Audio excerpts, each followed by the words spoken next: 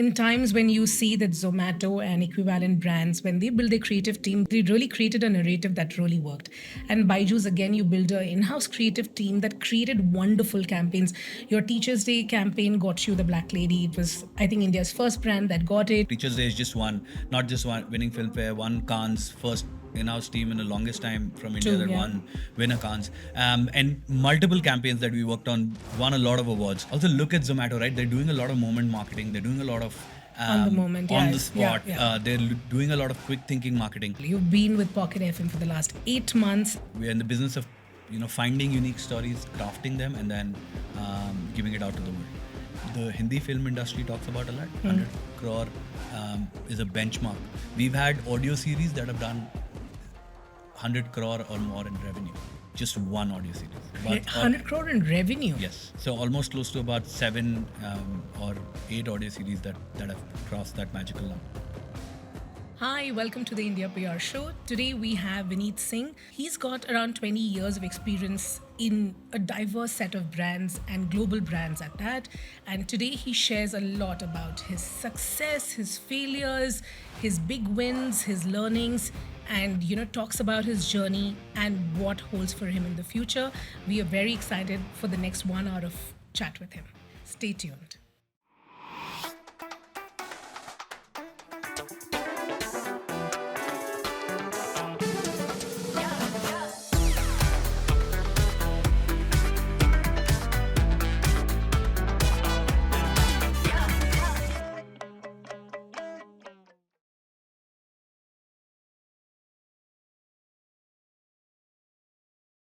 Vineet, welcome to the India PR Show. I'm so happy that I'm having to have a chat with you this morning. Wanted to, just trace back your career. You started your career in Google. You were the first few employees and you really helped build the brand ground up. After that, you moved to Publicis. You were heading digital strategy.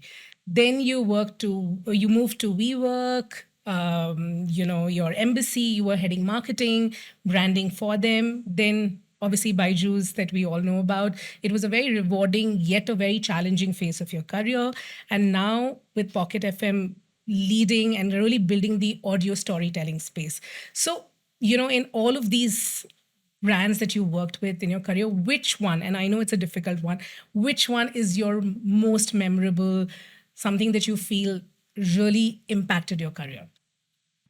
Thank you for inviting me. I think you guys are doing a fab job with all the content that you're creating, and there's so much knowledge coming out of the podcast that that's the content that's coming out from the India PR show. Looking forward to a fun chat. And you answered the question. It's really difficult for me to pinpoint on what has been the most rewarding experience. I think each one of them have given me something, and each of those experience I have in me, and that's why being able to build something where I'm privileged or honored enough to even be invited here because of all the learnings across these many organizations. To start with, Google, obviously, when I joined 2006, fun story is the fact that Google at that point of time was had just entered India, and people were starting to figure out what Google is. Um, the search engine existed, right? And people were using it. But like, for example, when I told my parents I'm joining Google, after interviewing for almost 6 months and 21 rounds of interviews, I my parents told me, what is this company? Really? Because no one knew about what Google was and what it would do in the next few years, right? This is 2006. It was just 2006. So, and Google, it was my first experience. It's one of the closest to my heart for sure, because the first job, first salary, learning the ropes of everything from marketing, advertising, branding from that company, being able to just learn the craft of working in the digital world, which had just started, right? Right. With the pioneers of it all, was, I think, beautiful, and that experience was one of the best for sure. From Google moving into, I I did work in a couple of startups. I did work for delivery for a year as well. Delivery taught me the whole concept of working in a startup. That was when the startup phase was starting. This was around 2014. um, what the hell is funding? Why do you go to investors? All of that, working with someone as great as Sahil, who's obviously doing an amazing job today with the IPO and everything else that they've Yeah. been able to do with delivery.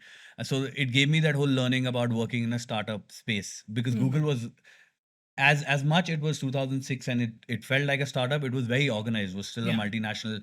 And delivery obviously was an extremely um, you know a startup that you had to do everything.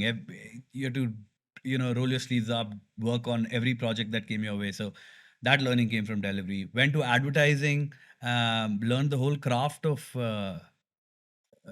digital advertising, branding, working with big names like Nestle, Jeep, Mhm. a few others, and just understanding each aspect of how brand helps, and the whole concept of branding helps brand diversify and grow so much in this country. Um, Joining something like WeWork, which I think we were speaking earlier before the podcast started, was just trying to figure out this whole B2B space. Everyone Right. kept telling me, what the hell is you as a B2C guy, you can't do B2B. And I was like, what is this? I want to go test this. I want to test this animal. What is this B2B animal? And then I went and joined WeWork. Again, all my learnings about this whole B2B space, which by the way, and I'm ready to argue that there's not a lot of difference between B2C and B2B marketing. Hold that thought, because I think I've heard this so many times. Oh, you've done B2C, you would not be able to do B2B. And it's actually, at the end of the day, who your audience is, right? It could be directly to the customer or to a business which ends up being a customer. Why so much of a divide? I have no clue, right? And you're right. At the end of the day, it's B2H, more importantly, which is business to humans. I mean, even business is driven by humans, right? It's just adding the word business doesn't make your entire campaign more tactical or more solution oriented. I mean, that can happen with B2C as well. It can happen with B2B as well. So I kind of hate that divide. And honestly, I've worked in both those worlds very closely, and I can clearly go out and say, I don't think I've changed anything in how I did marketing or comms or even branding for a B2B brand or a B2C brand. Right. Yeah, I mean the numbers that you look at are maybe different. The targets that you're looking at or what you're looking to achieve may be different, but the core part of advertising, storytelling, marketing, branding, comms doesn't change at all. So you Right. you stick to that. So all that learning came from WeWork. Got a chance to work with some fascinating people like Karan Aditya. Moved to an embassy role. That was hardcore B2B according to the world then, Yeah. because there was real estate, there was hotels, there's the There's entire so much. portfolio of Yeah. embassy. Got a chance to learn from a legend like Mr. Jitu Virwani. The way he's built his empire, and just that experience and learning was very rewarding itself. And then to BYJU'S, now one of the most talked companies in the world. Right. But I think BYJU'S was a huge lift for me in terms of scale that I was working on. Getting to work on global campaigns, getting to work on my true first global experience was by Juice. Obviously, Google was, but then I was just starting off my Yeah. career at Google. Byju's was where I was leading projects globally, and true first global experience. So that learning was great. And as they say, every marketer secretly dreams of a crisis, and just to see how it goes about, and what do you do, how can you save the company, all of that. So pretty much all the crisis learning came from Byju's as well. Yeah. And now lucky enough to be in a completely different space altogether, entertainment, content, working in a new category called audio series, working with guys like Rohan, Nishant, Prateek, were fabulous founders, and have created an wonderful product. So I know a very long answer to a very short question, but I think I want to give respect to each of the experience that I've had. Right. I'm not gonna pick any one to be just the rewarding, but I'm gonna obviously pick skills that I've learned from each of these and all of them have been fabulous. And like I said, I mean, all of those experience is what I am as a marketer today, and is why I'm here today. So yeah, that's An interesting choice of brands that you have selected for your career. And I think, you know, it's not just by default that these have happened. You've selected, and I think that's kind of really makes you a great marketer. So, you know, love to kind of track your journey back. Vineet was going back through one of your old articles, and you mentioned that for you, it's always culture over process. And obviously, that sounds really good. But when it comes to organizations which are large, like a BYJU'S and now with Pocket FM, and Pocket FM is growing rapidly. So, in that scenario, how do you maintain culture and how do you infuse your processes to maintain the culture in the company? yeah. I always feel culture trumps process. I think every time you create a new process, the world creates a smarter idiot. So I think culture is something that lets you go through it all. I think if you have the culture of, and see, culture is not just about how you go about working. It's about how you live that role, how you work with your peers, how you create your story, how you talk to your consumers, everything. And if you have a strong core culture, everything works out pretty much well.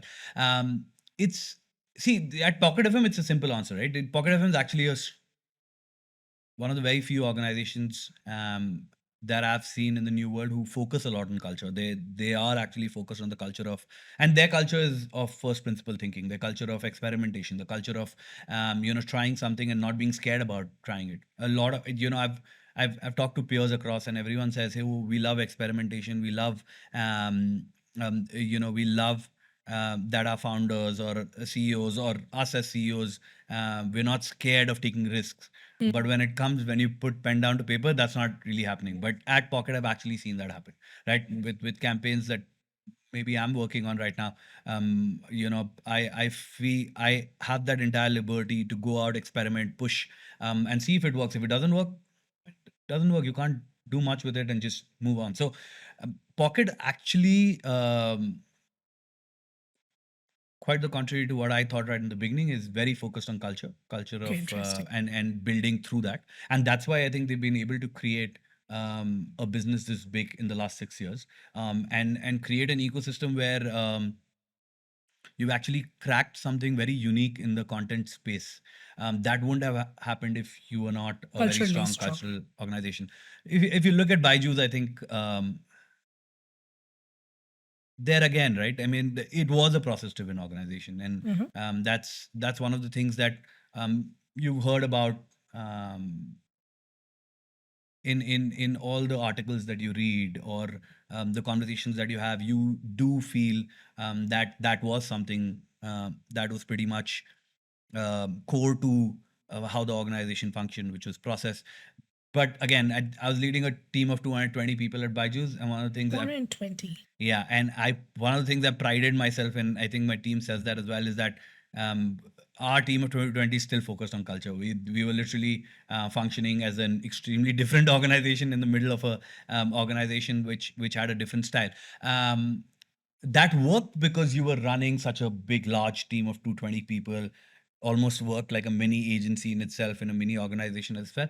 But where your core integrated, I think for me, culture is always going to be key in building teams, building work, building great work. If you really want to do great work, I mean, it has to come through culture. It won't come through process. You know, this actually just goes into, my next question for you is that at Byju's, you build in your own creative team. And in times when you see that Zomato and equivalent brands, when they build a creative team, they really created a narrative that really worked. And Byju's, again, you build an in-house creative team that created wonderful campaigns. Your Teachers Day campaign got you the Black Lady. It was, I think, India's first brand that got it. And obviously, so much of good award-winning work that your internal team built. And I think that again comes back to the choice of team, the culture that you bring in. Yeah. But do you really feel that, because a lot of companies talk about outsourcing and working with agencies, and that has its pros and it has its cons. So what do you as a marketer believe in when it comes to outsourcing it or building your own team? the age-old controversial question in the world of marketing and branding: agencies versus in-house teams. Um, At India PR Show, we want to bring out controversies. So. no, so I'll tell you what, right? It's a great question. To begin with, yes, I mean, BYJU'S, like I said, we're lucky to create a team of misfits and geniuses who went and pulled out stellar work. Teachers Day is just one, not just one winning Filmfare, one Cannes, first in-house team in the longest time from India True, that yeah. won winner Cannes, and multiple campaigns that we worked on, won a lot of awards. I think what worked at BYJU'S was the fact that um, you were trying to um, build a story for a very uh, complicated and loved product in the country. And I'll tell you what I mean by that, right? Education is an extremely sensitive product. It's very loved because everyone wants their kids to get the right kind of education, but also complicated because you never know what's the right way to sell education. Right. I mean, you can't go out and tell people that, hey, listen, you study from BYJU'S, you'll become number one student. That's something that you can't do. You can't go and tell people that, hey, this is the best teacher. I mean, you can't give the tagline of best to anyone, especially in the Yeah. teaching world, right? Yeah. So essentially, just building the brand in terms of how you have to build with the right narrative, with the right storyline, worked really well with an in-house team because the in-house team was very close to the product. They Right. understood everything that happened around the product. They knew how we were selling, how we were going and speaking to our consumers, what exactly was the essence of the product. So it worked out really well, and that could then be completely absorbed in your campaigns that you ran.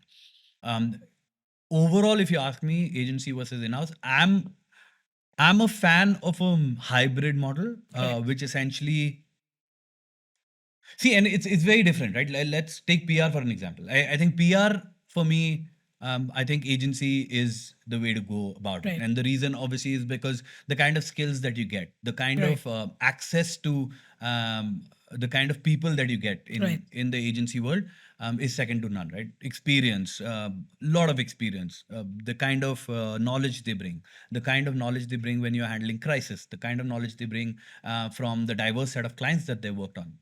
I mean, in the specialized field like PR, I think agency is the way to go. But overall, like I said, in creative brand, you need to go through with a hybrid model. And when I say hybrid, I think a team that completely understands everything, understands the core of the product, and are able to work with an agency to build a narrative which can go out, which can be taken out to the world. The reason why I'm saying agency also again is because of the kind of talent that comes in That. from the Yeah. agency world. Yeah. I mean, you That that kind of experience. Yeah. and the experience, right? Not just talent. That experience is actually the right word. You're working with someone who's maybe working on a top brand in the country also on this, Yeah. because their other account Yeah. is the The side. learnings and The experience. learnings that you get from an agency world is second to none. So I think it's a hybrid model. More and more teams, yes, I know. Zomato, if I'm correct, is has a fantastic in-house Yeah. They brand do. team. They do. We ourselves and have a fantastic in-house brand PR It's at comms Pocket team FM. Are you referring to that, or are you referring to at budget? Pocket FM. Okay. And essentially the reason obviously is and the reason for both these teams doing well.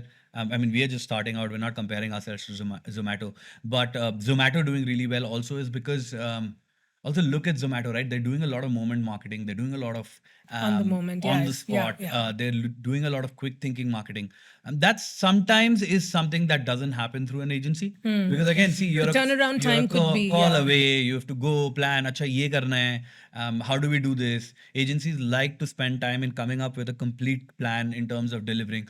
So a few things, especially in today's world where everything needs to be quick, some advantages lie with an in-house team as well. So yeah. That was very well explained. So thank you, because me having been always on the agency side, I'm a little biased, but I think I really do understand that when it comes to quick results, sometimes agencies may not be able to deliver, and understanding the Yeah. DNA of the brand may not really happen. Yeah, and I don't want to take anything away from the agencies. Yeah. I know agencies can be quick and all of that, but see, when I'm saying quick, it needs to be thinking like a millisecond. Like for example, at Pocket, we pulled out a content which essentially was uh, when I think there were two brands that were having an argument over, um, you know, over something. I don't want to take the name of the brands, and we jumped in very quickly and spoke about them and fitted in. We got a lot of accolades because of the. But that happened because I remember Rahul, me. Vishal, a couple of us were just sitting in the cafe, and we were like, okay, let's do this. And in 10 minutes, the campaign was up and running, right? So that kind of quickness is something that agencies won't be able to give you. Right. So, how does a typical campaign brainstorm happen at Pocket FM?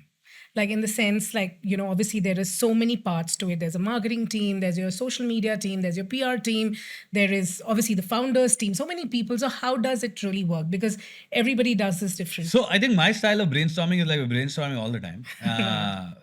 We're not brainstorming for a specific campaign. I mean, obviously we do for a specific campaign, but just overall we're brainstorming all the time.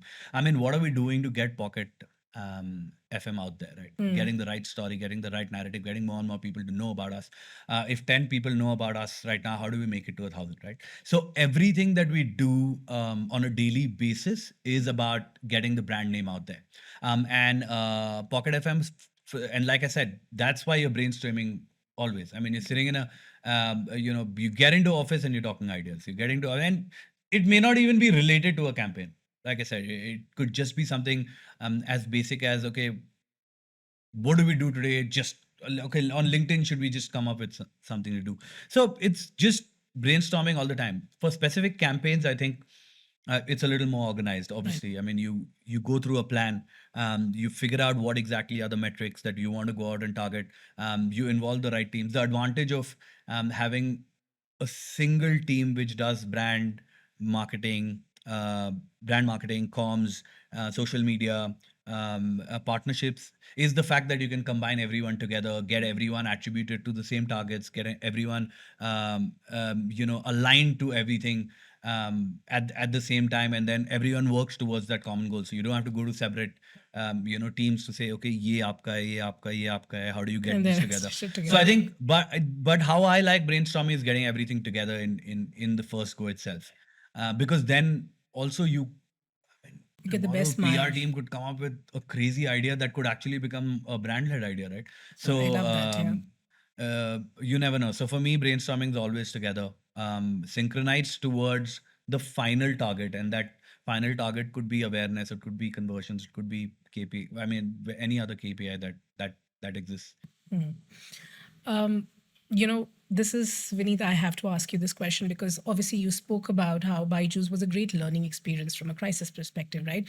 So obviously, when we recall when things really started falling apart for BYJU'S was the time when, you announced a global ambassador, and the amount that you'll spend in getting that ambassador is out there, and around the same time you announce layoffs, and the conversation that happened on social media was, how can a brand be so tone deaf? Of True. course, now this would have had a lot of learning, and you spoke about how Byju's really, as you said, marketer pray for crisis, and this one I think you just Not prayed a at all. lot harder. So what were your learnings from there, and what would be, yeah. Yeah, and just to start off, as a marketer, you pray for crisis just once. Right. So that experience is done. You don't keep praying for crisis. So my that prayer is answered. It's done. It's over. Right. No more crisis. Just leaving it out there to the universe. But so see, there's two parts to it. First, yes, you can call it tone deaf. You can obviously call it inconsiderate. And honestly, as the brand guy at that point of time, I would like to obviously go out and apologize to the world and say, hey, listen, this is not how um, it was supposed to be. And I'll tell you why. Right. When you sign such a big global ambassador on board, you've obviously not signed them in the last 2 months, right? So, to give you context, the deal with Leo Messi was signed almost an year back to when he was revealed. Um, Now comes the point, why did we land up revealing him when we revealed him, when you knew something like this was happening? The reveal again was already planned with the ambassadors team to coincide with the FIFA World Cup. The He came on as an ambassador for the FIFA World Cup, right? So if we didn't use him at the FIFA World Cup, Yeah. you essentially had paid him whatever you'd paid him, and Gone down the that drain. was it. And everyone at that point of time was also thinking that after the World Cup, Messi was going to move away from PSG, Europe, and all of that conversations were happening. So I think the challenge was that is this the right time because of everything that's happening? And honestly, if you ask me, there were hours of debate that went around it. And, you know, we were against it. Some people were for it. Um, but I think it was the importance of we'd spend a lot of money to get this whole FIFA campaign going. And then you had this ambassador that you just signed for FIFA. Um,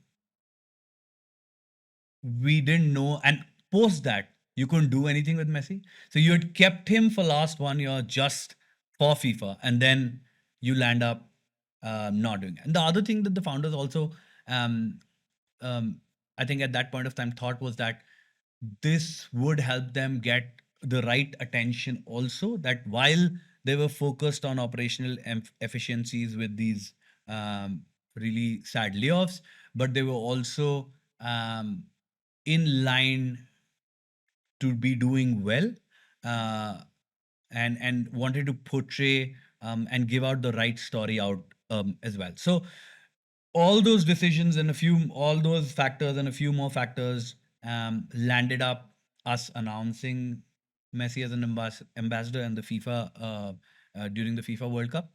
I mean, and in hindsight, obviously, looks like a very shallow decision. But then it is what it is. It was backed because of all the stuff that I just mentioned. There were so many other factors that came with it. How that became a huge, I mean, also I think we were not honest enough in going out and speaking about it directly. If you had gone and told the world that, hey, this is what was the reason, this is Yeah. why we did this, I think the world would have been a little more forgiving. That's a big learning that I've got from there. I think be honest in your approach. Be go out and tell people what exactly is the truth of Right. that moment, and then land up. Let the world then decide. So we were judged very rightly, and I think.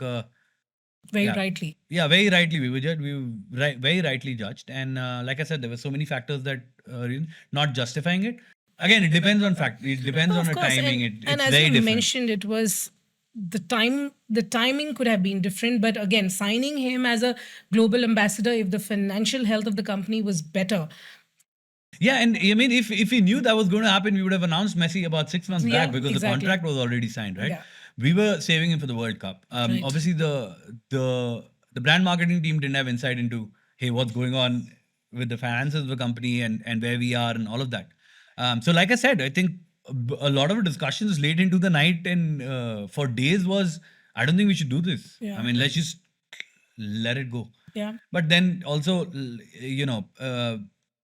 the founders wanted to, I mean, they also were answerable, and they still are to investors and a few other people. So, you have to go back and tell them, hey, we've signed this on and we've not done anything with it. So there were multiple reasons to it. Yeah. You know, you know as an advice, because no company could really be always prepared for a crisis, but if you had to kind of really, because you were at the thick of all of this, if there's something that companies can do to be prepared, I know there's not something called 100% being prepared, but if a company has to be prepared for something like that happening, what would that be? Like, what can No, I think companies do to be more prepared? I think in today's world, we should be 100% prepared. Can you be 100% prepared? Maybe not, but your efforts should be towards being 100% prepared. And I'll tell you the reason, right? In today's world, crisis is just around the corner. Right. Always. Always, yeah. And it's not just because people have become a lot more sensitive. Not that. I think it's also because of the fact that as brands, we've started taking so many leaps, Yeah. and we want to push the envelope a little more, a little more. At times there are things that you will go up, land up doing that will turn into a crisis. And I mean, this example that we just spoke about Is a one-off. is a one-off, but also a great example, right? I mean, there were factors. and then landed up becoming a huge conversation point. And see, also, if that conversation, post that, if the decline would have stopped, everyone would have forgotten about it. But now that the decline's gone into where it is, I think everyone's talking about that as the starting point. But like I said, I think you have to be coming back to crisis. I think you have to be prepared 100% of the time. You need to be extremely sensitive as a brand. To be knowing what you're doing, what you're saying. In hindsight, you need to and it can't be in hindsight. You can't be looking at everything that you do and say, "Oh, I should have done this." Should have already been thought of. Yeah. You should take another 10 days to think of a decision before going live with it, but be very sure about it. For any campaign, right? Is like, okay, let's burn really big holes in this campaign and say, what is offensive about this campaign? What can be the most negative storyline that can come with this campaign? And we actually do headlines, right? This is the worst that can happen. And then you then say, okay, I'm gonna plug this, plug this, plug this. Okay, this is a fair point. Okay, this is something that we're overthinking.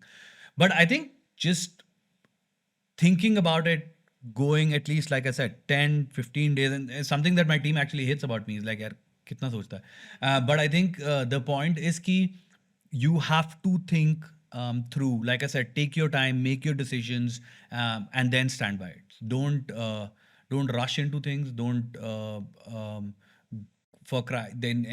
rush into things, and don't make hasty decisions. And if your gut is telling you that there could be a problem, just listen to your gut. Most of the time, it's right. No, I love the fact that you said that every campaign kind of just really thinking of all possible scenarios, headlines, what can go wrong. I think it's a good way to, in a way, foolproof your campaign in a way. And I think I like that thought. Yeah, I mean, just be. Putting holes in the campaign and saying that, hey, okay, what Yeah. if this, what if that? So I think that's interesting. Yeah, and that's something that I recommend all my friends, peers, everyone to do. And I think a lot of them, I think everyone's doing it now also. Yeah. Because we all we don't live in as marketers and brand or comms people, we don't live in the fear of crisis. Yeah. And you can't do that. If you're living in the fear of crisis, you can't Then do you're not anything for a really brand. You putting can't it really all. do anything. You can't even think innovative. But living in the fear versus being prepared are two very different things. And see, most of the time a crisis will happen because you made a mistake. I mean, there will be times when something out Things of are the out blue of happens, control. Yeah. and lightning comes and strikes you. But like, you've done something wrong. Most of the time, it's going to be because of that. So just try and prepare yourself to not do anything wrong. And like I said, be sensitive towards everyone that your communication is or decision is inclined towards. If you're sensitive enough around that, I think you'll be able to avoid any crisis. Okay, so, talking about your current role, you've been with Pocket FM for the last 8 months. Now, if you can really demystify and just explain what does Pocket FM do? Because obviously, it connects to, there could be a lot of things because obviously Pocket FM people might think it's a radio channel, but then obviously it's the original audio series that you produce. And I was actually listening to them yesterday. They are really, really powerful, and the quality of production is amazing. So can you talk about what does Pocket Yes. FM do? Pocket FM is an entertainment platform pioneering this category of audio series. And just to simplify what audio series is, Netflix, you watch shows on Netflix, imagine the same series on audio, right? Fictional storytelling. That's what we are. We don't do podcasts. We let the lovely people like yourself run podcasts and do amazing work with it. We don't do audiobooks. Okay. We just do audio series, which is serialized fictional storytelling. And we're in the business of finding unique stories, crafting them, and then giving it out to the world. And on record, we are not a radio channel. Right. Yes, we have FM in our name, and the reason for it is it's a synonymous word with audio. When you think of FM, you only think audio. You can't think anything else. And The company's existed for almost 6 years now, doing very well in India and the US and a couple of other markets. Major markets are US and India. Um, it's a fabulous storytelling platform. When I'd obviously heard of it. When I joined, I started consuming it, and I'm actually hooked into a few of our stories. Really? Wow. Okay. And it's a new form of entertainment, and that people are loving. We're sitting at a 150 million ARR across the world, and uh, we've pioneered also the way we charge our audience. There's microtransaction, there's a freemium model. It's not the age old subscription model. And things are working, and the best part is that people are liking it, people are being entertained, and people are enjoying this form. A lot of people will go out and say audio kaun sunta hai? But there are people, and you'd be surprised to see across the day, because it lets you do everything else, right? Right. Yeah, you can To watch just your favorite Netflix series or Prime Video series, you need to sit in front of a television and right. watch it. And even if you're on your phone, you're mostly looking up and then rewinding because you missed this key dialogue. But with audio series, it allows you to do whatever you're doing, and be able to focus on the work that you're doing and still be able to get entertainment. So Right. I think it's a fabulous platform. So, which is the most popular series on Pocket FM? There are multiple pop. Choose one. I'll, Really. I'll pick one for you, my favorite. But one great insight from that, and something that I'd like to point out is 100 crore is something that the Hindi film industry talks about a lot. 100 crore is a benchmark. We've had audio series that have done 100 crore or more in revenue. Just one audio series. About 100 crore in revenue. yes, so almost close to about 7 or 8 audio series that have crossed that magical number. Oh, so that means people have bought, subscribed, or like basically Exactly. paid to You've consume made- that, yeah, listen to that series. Wow. So that's the kind of pull that these series have. Very addictive. Very Yeah, the way the background music storytelling is the really storytelling. is amazing. Yeah. So I think my favorite is this show called Insta Millionaire. Insta Millionaire. Millionaire. Okay. It's about the whole rags to riches story. It's Okay. about a guy who suddenly becomes really rich, and then how he handles money, how he takes, his entire graph of how things move for him, how things change for him. I love that story. I How think long is these duration? Like, is it it depends. I think the episodes go up. They're 500,000, 600 episodes, but it's a 15 to 20 Minutes, okay. episode. And I love Insta Millionaire. I think I'm hooked to it. I think also a lot of people like Insta Millionaire. It's I think one of the shows that's done that 100 crore number as well. One of the people like about it is the whole relatability, the rags to riches story, the underdog story. I mean, if Bangladesh is playing Australia tomorrow, you'd support Bangladesh. We No. love the underdog story, right? We love the underdog story. So essentially, I think that's something that all of us relate to a lot. So I love Insta Millionaire. I think it's a fabulous story and great writing as well. So it's beautiful. so? You all work with a lot of content writers and voice artists. Are they called voice artists who shoot and create this? So where do you create this? This is in India, in house, or like how do you guys create these? So everything is created. I mean, everything is created at Pocket FM. There's Okay. and when you say act, I mean, there's obviously writers who write for you. Then there's voice artists who would record. Then there are AI models that we work on also, which give voice to our stories. So everything is created in house, Right. with our teams across writers, voice artists, or tech teams. But importantly, where you said they're based is based across geography, right? Because we're essentially in different countries. So we're not when we're for example, a story that is working in India, and if you're launching it in the US, it's not the same story yeah, that's going. I mean, it's adapted with the cultural nuances. There's a writer in the US that looks at it, rewrites it, adding those nuances. Different voice actors use different. So all of that happens. So That's right. everything happens in house, but it's like I said, split across the world. So, in terms of understanding your audience, right? So, where are they from? Like, because I know you do a lot of regional content as well. So, typical customer of you, what age group, which Well, cities? with see, city wise, it's a difficult one to pull into. The reason is because I think with everywhere that we are known, we people are liking us and using us, right? Right. I think the challenge is in building awareness about Pocket FM. This is the same thing for US and India or any other country, right? So essentially, if you know, let's go back to when Netflix started, right? Right. You found out about Netflix through a friend or mostly from a friend because they weren't advertising at that Yeah, time, yeah, yeah. and that's when you went and checked out Netflix. Yeah.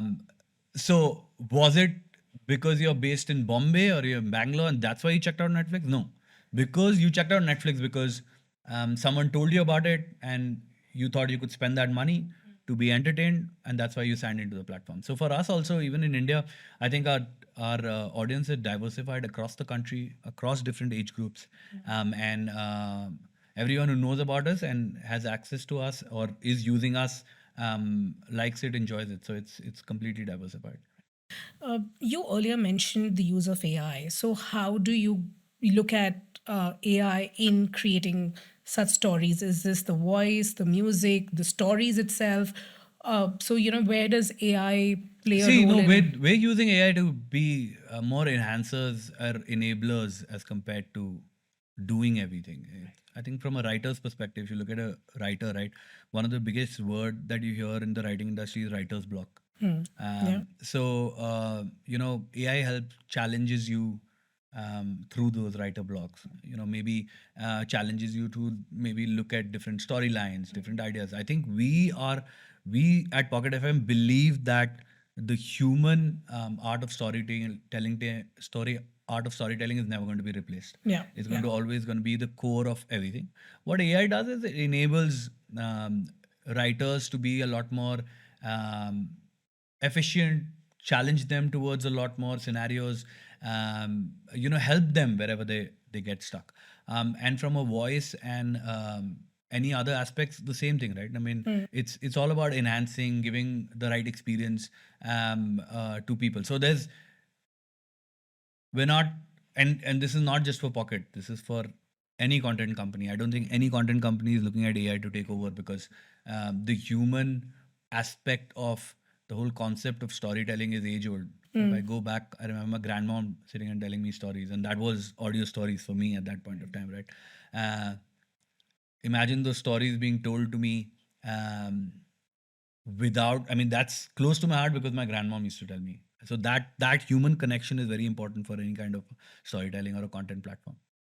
Is the younger generation taking to the platform more than the millennials and, the older generation? Yeah, I mean, they know about us. Yes, they are. And again, like I said, I mean, uh, the younger generation is a more on the go generation than any one of generations that we've seen, right? They want to keep doing things. They can't be. They want to keep moving. They want to be being able to do what they're doing without being, without sitting down in one place and sitting in front of a television screen or and watching something.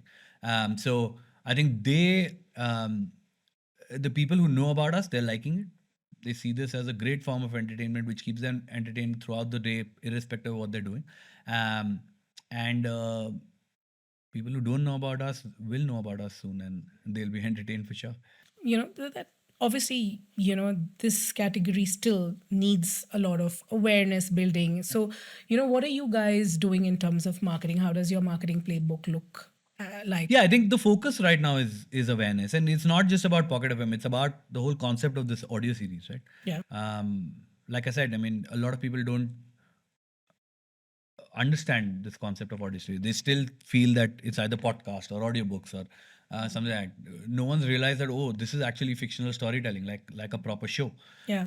So I think just awareness towards the category is extremely important. We are synonymous with the category because we're the world's largest and biggest platform that exists. So on in the whole audio series scenario. So I think the whole brand marketing or comms activities are focused towards creating awareness for us, getting more and more people to know about us, and more people to know about audio series as a category and why it is one of the most sought after and is going to be the most sought after ways of entertaining yourself in the next few years. So all that focus is in building that narrative and getting people to understand that category. Once they understand category, they'll automatically go to the platform Right. that exists. So yeah. In terms of the kind of stories that are there on the Pocket FM platform, I could see that there was a very diverse set of stories which would resonate with different sections of the Yeah. society. Does that kind of a diversity reflect in your team, marketing team, and your teams internally as well? Yeah, it does. And you can't get that kind of diversity in your content or anything you If you don't communicate if have you that don't have team, a team. right? As a single human being, I mean, how much ever learnings you have, you can't get nuances of um, every community that you want to speak to or even create content for. So I think that is the straight answer to that is yes. I mean, we in our team also. I mean, it's a very diverse team, and across and not just the brand marketing team. I think it's the if you look at the entire content team as well.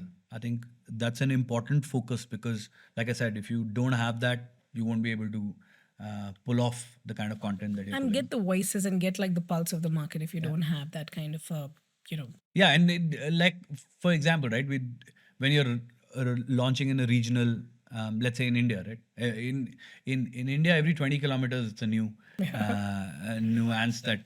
So if you're launching in a new region, um, how much ever if your learnings of that region is, um, that person who's lived there or who's been in that region, the kind of knowledge they would have and the kind of nuances that they will pick, you would never be able to pick. So when you are able to use that and combine it with your content, your storytelling, then that's when you meet a blockbuster. Right, right. It's very interesting for me that an Indian brand like Pocket FM is now going international. I think y'all are. I was reading up where y'all are experimenting with Spanish Yep. content, and you said that US is an important market. So how does moving Indian-based homegrown company looking at expanding outside? So what are you guys doing for your international expansion? Yeah, I think we've been in the US for a while. So I think if you say international expansion, we're a global company. We're obviously looking at more regions now. Right. Um, yeah, I think there's very less D2C companies that have gone in, um, In an aggressive way. created the kind of noise that we've been able to create, not just in terms of revenue, but also in terms of doing something really relatively new. It's great what we've been able to build. Uh, But see, the core part of our product is content, is storytelling, is stories, finding unique stories. I think stories, irrespective which language that you put in, if a great story and with the right kind of nuances, with the right kind of adaptation and or unique stories to that region, will always do well, right? So Right. that's the core to our thing. How do we communicate to people? How we get them to know about us? How do we figure out what works in from a brand marketing perspective? That changes from region to region, but that's again, like I said, it's very nuanced based, right? It's Right. what works in India, chances are that it will work in the US or in LATAM, but you'll have to make few and more changes to Changes it to this, yeah, to of make sure course. that you're adapted to it. So I think the expansion plan from a communication standpoint is very very simple, more nuanced regional nuances, and then pushing that whole same audio series conversation out. From a business point, like I said, that's not a challenge if you keep finding unique great stories and getting it out to the world, because everyone wants at the end to hear great stories, be entertained, and that's what they're looking at. They are not looking at Indian, American. I mean, this entertains me. I love it. I enjoy it. I'm having fun. So, what is it? What is the 5 year goal for Pocket FM? 5 year, 3 year, whatever. Like, how does the future look like for Pocket I FM? think one of the key, I mean, obviously with uh, there are multiple forms of entertainment that we're looking at. I mean, we've launched novel earlier this year, so I think maybe looking at more entertainment forms, maybe, but more importantly, I think the whole just this pushing this audio revolution out there, right? Um, and more people, like in 5 years, I'm hoping how everyone has a Netflix account now. Everyone in the world should also have a Pocket FM account. Right. So I think that essentially is the goal. The goal is to be on everyone's, when people speak about entertainment, they speak about Pocket FM. That should, and that's not a 5 year goal. I think that's a 1 year, 2 year goal. Right. I think gone too far, 5 years. But I think more importantly, I think the other, from a brand marketing standpoint, is like more and more people love us than, even if they're not users, they should be able to love us, right? And my simple funda with brand marketing is like, tomorrow let's take Nike for an example, or a Apple, or a BMW. You know, even if you don't let's say you can't afford a BMW, but you still love the brand. Let's say you don't have access to a Nike, but you still love the brand. That's our goal from a brand marketing standpoint. Like, people love us irrespective they're using us or not, and that's essentially where we want to be at from a brand marketing standpoint. You know, Vineet, our listeners would also want to know the person, Vineet. So, how does your typical weekday, weekend, and I know with the growth that's coming in, I have a little birdie has told me that you are also, you like to work on the weekends also. So, how does your typical workday weekend Wow, look like? I don't know which birdies told you this. Yeah, I've been very lucky to be, I'm married to a wonderful lady who came from the advertising world. She's quit advertising and she's doing something on her own right now. So she keeps me very grounded in terms of, because we both come from agency background. Agency is a different, hectic Yeah. lifestyle. When I was there, it was right, and it was working 24/7. So it's not that. Right. She keeps me in a check. I have a little kid called Nawab, who's our French bulldog. Okay. So pretty much the weekends are with Family. Shilpa and Nawab, and we love spending time together, just doing things. So that's what I do. I think in the last couple of years, I've taken my health a little more seriously as compared to what I had. I was in extremely overweight person, almost close to 105 kilos, about. That's another question that, yeah, how did you do that? I happened to see that photograph of yours and you've Yeah. incredible. I think this really needs you to tell us what you Yeah. did. So 1.5 years back, I think pretty much, living the advertising life, as you would have seen in the world of Mad Men. You know, having all the vices that you could have. There's alcohol, smoking, all of that. I think someday I just go. I remember I'd gone for a swim and I couldn't even do a half a lap. And I had a kid overtake me, and I love swimming, and he was laughing at me like, "Uncle, kya kar rahe ho?" And I was like, okay, this is it. I got off that pool and I think I haven't smoked a cigarette since then. But then I was just focused a lot on getting my health back on track. So spent a lot of time eating right, working out, doing the right things. And I feel so much more better and different. I think I feel a lot more confident. My work's got better because of the changes I've made to my health.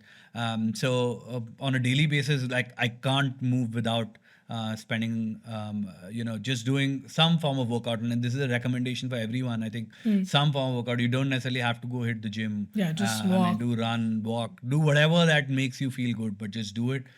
Keeps your mind free. I think early mornings also allows me to think. I run on weekends. I try my best every Sunday to do at least a 10K, and spend a lot of my downtime with family on weekends.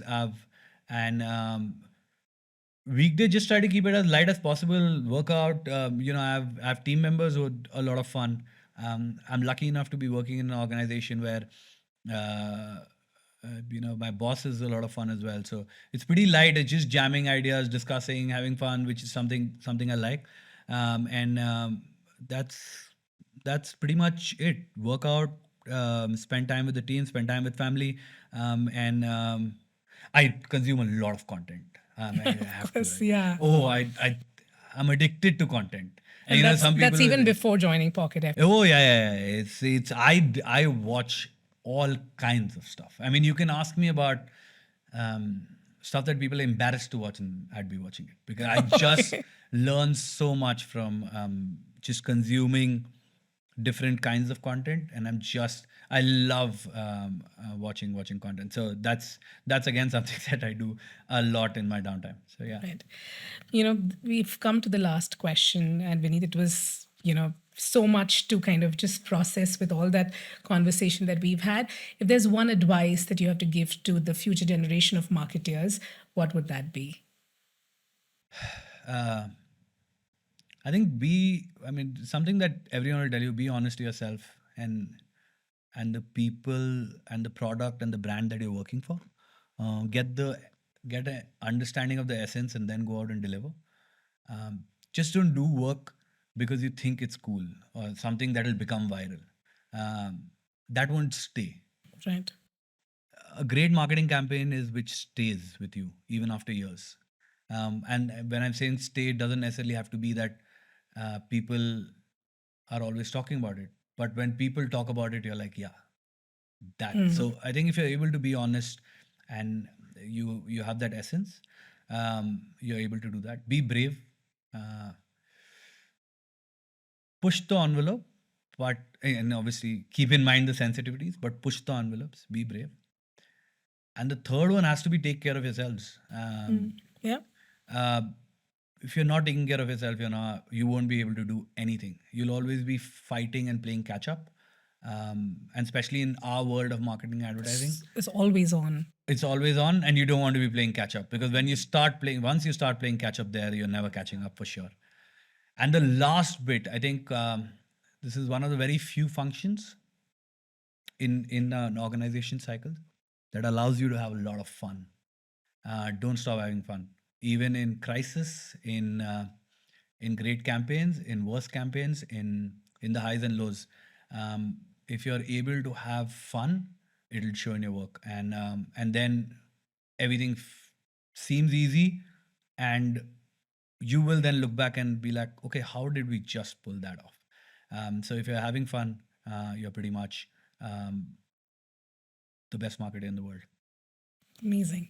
Thank you so much, Vineet. Thank you so much for joining. Thank you so much. Really, it was a fun chat. I hope it is fun for everyone who listens in. And I had a great time chatting with you. Thank you so much for having me.